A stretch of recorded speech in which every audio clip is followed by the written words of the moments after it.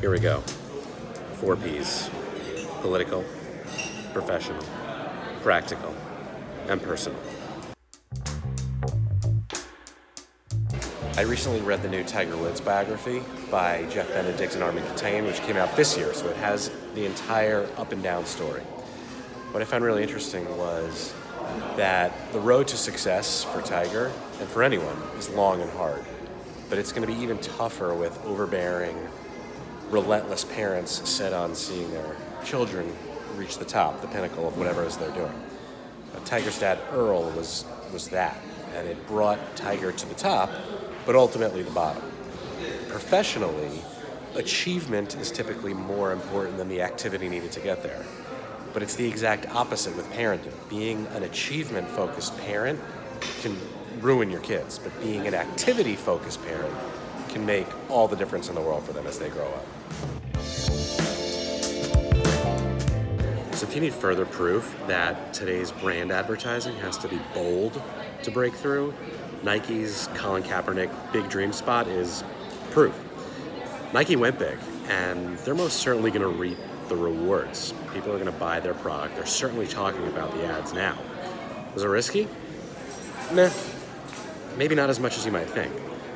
Nike's revenue comes from 18 to 45-year-olds, and they mostly align with the positioning that Nike has backed in support of the Kaepernick-initiated movement. So I expect to see a bump in sales over the next few weeks, and if other marketers are on the fence about whether to embrace logical, progressive messaging for the good of humanity, my message to you, just do it. Every year growing up, I attended Jewish high holiday services with my family, where our local rabbi would deliver one sermon broken up into 4 parts for the 4 services. 2 for Rosh Hashanah and 2 for Yom Kippur. This guy was obviously very smart, an incredible speaker, but I never recognized the brilliance of a 4-part content series until recently. Now, I'm not saying that he inspired the 4 Ps by any stretch, but this format certainly fits. And for me, so far, so good.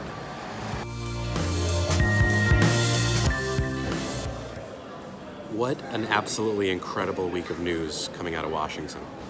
There's Supreme Court hearings, Facebook and Twitter testimony on the Hill, Bob Woodward's book documenting senior Trump administration officials who vowed to prevent him from completely going off the rails.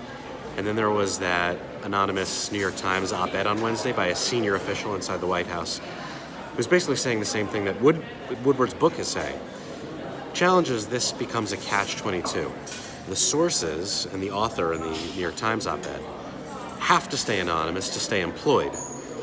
But can they then have their credibility questioned as a result?